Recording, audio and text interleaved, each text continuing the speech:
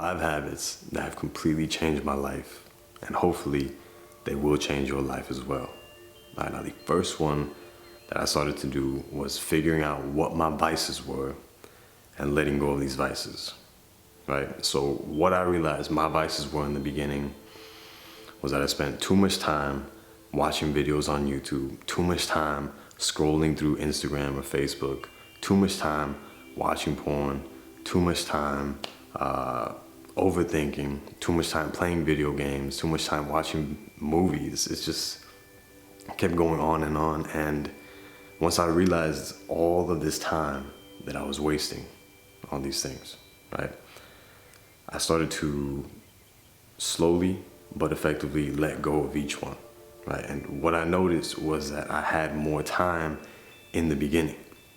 And because of this free time, I didn't know what to do, so it made me fall right back into these vices.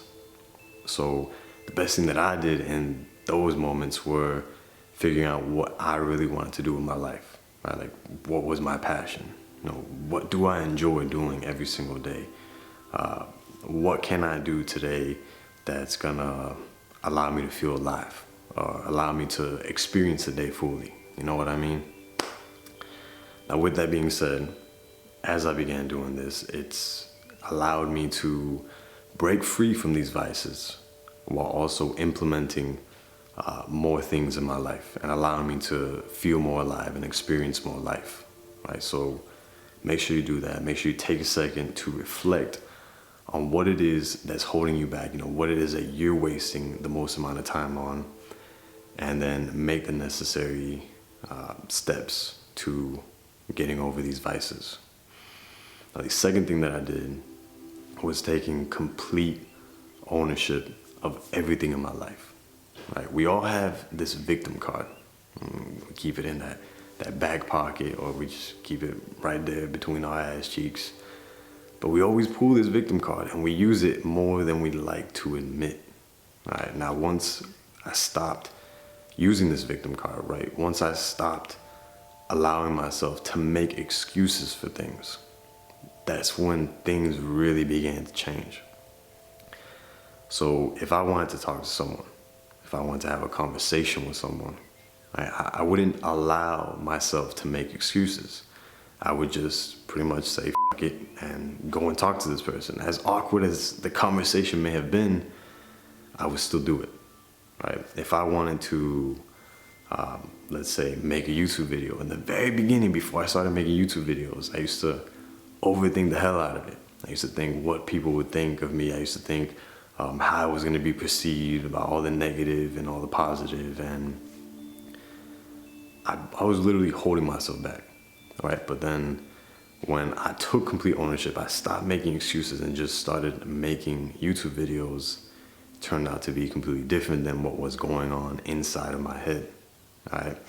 There was a time in my life where I wanted to be fit, and I was making excuses, which obviously a year, 2 years later, still not fit. Still fat, still got all this weight on the stomach, the love handles, and it's because I kept making excuses. I made excuse to eat this. I made excuse to not go to the gym this day. I made excuse to just sit home and not do anything. I made excuse to play video games. It keeps going on, right? Once you make one excuse, it just allows you to start making excuses for everything else, right?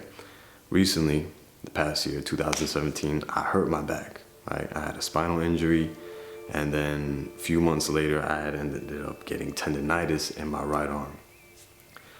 Now, as I was injured, right, in my head, I went into a very dark place. I started getting very negative, and I started making excuses as to why I shouldn't be working out, right? Because, I need to let this recover. I need to let it heal so it could feel better. Like, once the pain goes away, then I'll come back into it. But the thing is, the pain never went away. It's like a kid who sprains his ankle. How does his ankle heal? How does his ankle heal? He keeps walking. He starts running. He keeps doing things. He doesn't stop and say, oh, well, I hurt my ankle. Now I can't do anything. He disregards that fact and he keeps doing it, which is what led me to see that all these excuses I was making was holding myself back, right? And then when I even took a step further back and really reflected on everything, it just showed me that that one excuse that I made there began to literally rise up and make me make excuses with everything else in my life. All right, so take complete ownership of your life. Take that victim card, cut it up, throw that shit out, and do what you gotta do in order to see what you wanna see in life, in order to experience the life that you want to experience.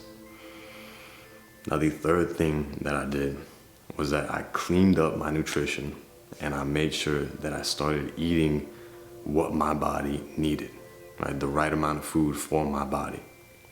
All right, now, by clean nutrition, what I mean is that I stopped eating all of this processed shit.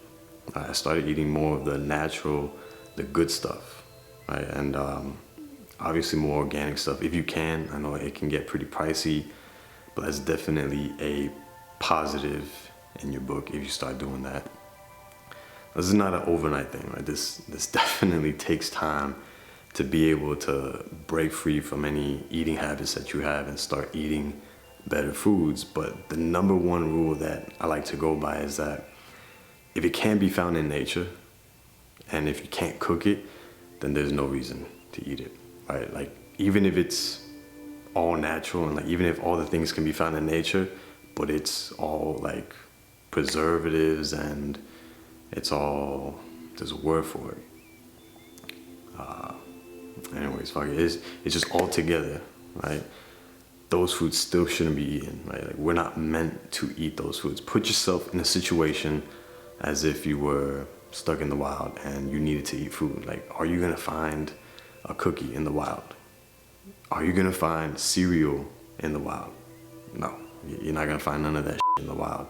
So make sure that you're cleaning up your nutrition, more of those whole food type nutrition. And then what I mean by eating more food for your body, or the right amount of food for your body, I'm talking about in the sense of macronutrients. So calories, fats, protein, carbohydrates. If you go on Google, there's tons of calculators that could give you a rough estimate as to how much you should be intaking.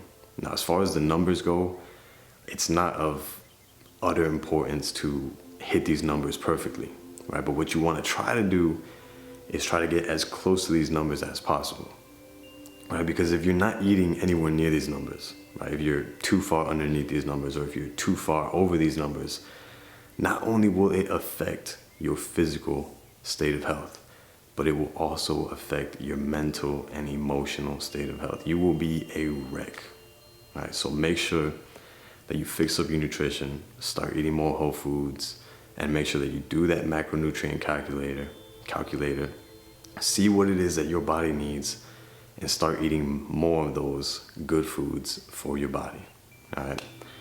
Now, the fourth thing that you need to start doing, right? This is something that I started doing, is to move, right? Every day, you need to move. Our bodies are meant to move. Literally, like, if you look at an anatomy chart, if you look at biomechanics, if you look at kinesiology, if you look at all this shit, our bodies are meant to move. So move that shit, right? Every single day, do something where your body is in movement. All right, if you don't do something where your body is in movement, the biggest problem that I began to realize is that you have so much energy that your body doesn't know what to do with it. So naturally, your mind overcompensates and begins to go into overdrive. That's why you begin to overthink. That's why I like to say that you get, for lack of better words, heady. Right? You get stuck in your head versus being in the present and, you know, talking with people or just experiencing life.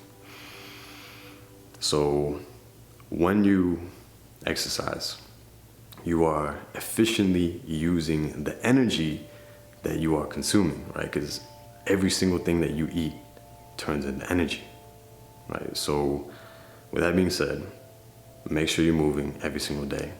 Now, if you're doing exercise, like lifting weights, or if you're playing sports or something like that, be mindful of how you're moving every day.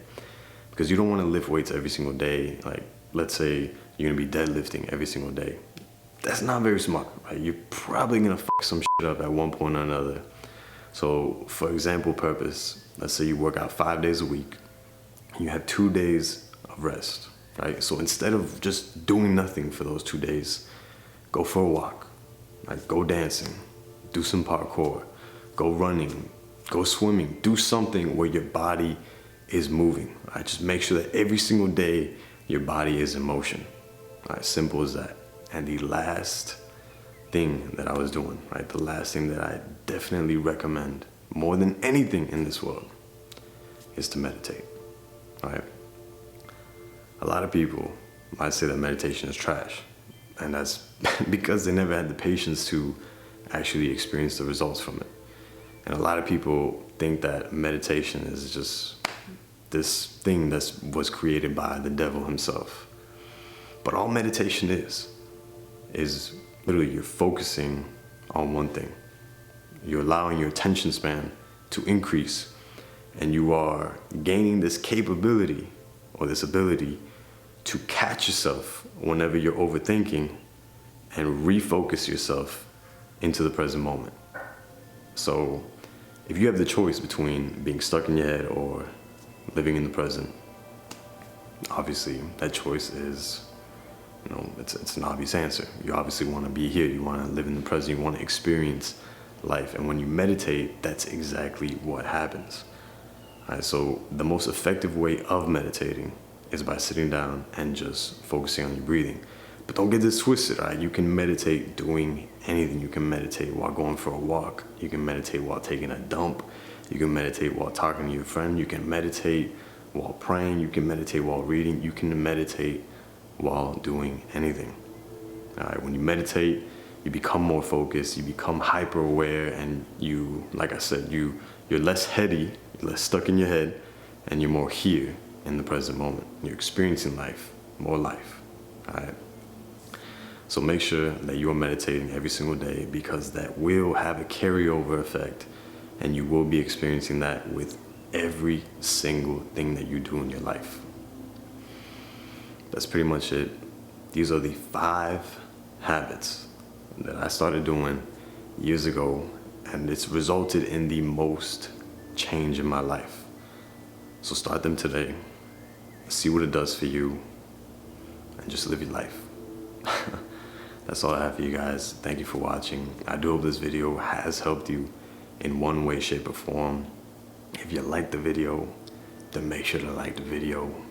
If you like the content, then make sure to subscribe.